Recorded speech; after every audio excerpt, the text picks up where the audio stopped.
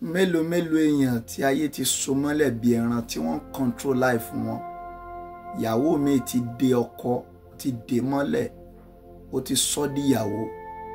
Ọ̀gá mi ti dè ọmọṣẹ́ mọ́lẹ̀, kò jẹ́ ó rọ́nà lọ torí pé kó lè bá máa lo kádàrá ẹ̀.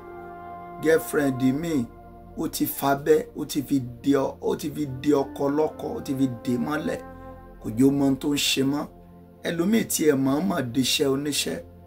Wọ́n náà wo fídíò yẹn, oríṣiríṣi àgádágodo ló wà tọmọ aráyé fi ń dèèyàn lábẹ́ bó ti kórí. Ọlọ́run kò tú ẹ sílẹ̀. Iṣẹ́ ìtúsílẹ̀ ni mo mú wá fún ẹ. Apostle Prophet Oyètọ́lá Ọmọládéwúrà ló ń gbàdúrà fún ẹ.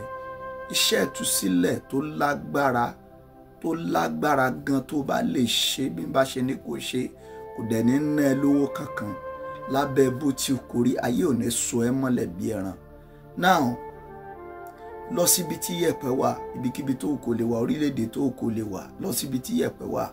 Tó bá ti dúró síbẹ̀, ìwọ bú yẹ̀pẹ̀ ẹsẹ̀ òsì ẹ yóò pọ̀ díẹ̀, bú sínú nylon. Iyẹ̀pẹ̀ ẹsẹ̀ òsì, gbọ́ mi má ṣe mistake. Iyẹ̀pẹ̀ ẹsẹ̀ òsì bú sínú nylon. Tó bá ti bú sínú nylon, ìwọ so. Tó bá ti so, ìjọ́ tó bá máa ṣiṣẹ́, make sure pé ọjọ́ Tuesday ló máa ṣiṣẹ́ yìí. Òru dẹ̀ ló máa ṣe. That means pé wà ti prepare rẹ lẹ̀ níjọ́ Monday 12 AM tó jẹ́ Tuesday ló máa ṣiṣẹ́.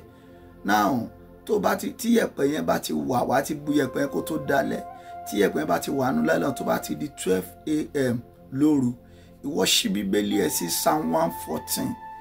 Ka Psalm 114 sí iyẹ̀pẹ̀ tó bú yẹn, kà sí ní ẹ̀ẹ̀méje ọ̀tọ̀ọ̀tọ̀. Tó bá ti kà sí ní ẹ̀ẹ̀méje ọ̀tọ̀ọ̀tọ̀, time tó bá ń fẹ́ ṣiṣẹ́ yìí, tó bá fẹ́ wọ aṣọ, ọ̀nà méjì ló lè gbà ṣe.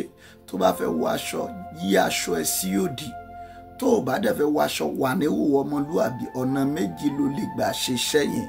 Ó bá wà ní ìhòòhò, ó lọ bẹ́ẹ̀. Ó dẹ̀ lè wọ aṣọ kó yí aṣọ ẹ sódì. Gbàdúrà yẹn, ka Psalm 114 sí ní ẹ̀ẹ̀méjì ọ̀tọ̀ọ̀tọ̀, kó wá gbàdúrà. Èmi lágbájá ọmọ lágbájá, gbogbo ibi tí wọ́n dè mí mọ́, Olúwa tú mi sílẹ̀. Olúwa tú mi sílẹ̀. Wàá gbàdúrà yẹn dáadáa.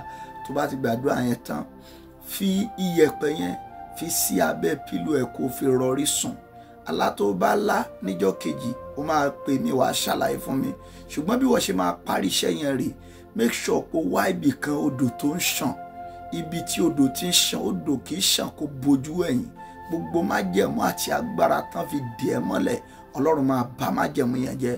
Èyí tí wàá ṣe ni pé wàá lọ dá iyẹ̀pẹ̀ yẹn, wàá lọ tú sínú odò tó ń ṣàn. Lábẹ́ bó ti kórí, Ọlọ́run kò tú ẹ sílẹ̀. 0810 63 11 252. Ó ní WhatsApp number mi ló lè pè mí sí fún ẹ̀bẹ̀ àdúrà, ọ̀nà àbáyọ, ìran àti ìgbésẹ̀. 0810 63 11 252. Bí Olúwa ti ń bẹ tí ẹ̀mí rẹ̀ ń bẹ, àdúrà rẹ̀ ó gbà. Ó ní fẹ́ kàn parí ọdún yìí. Share program yìí.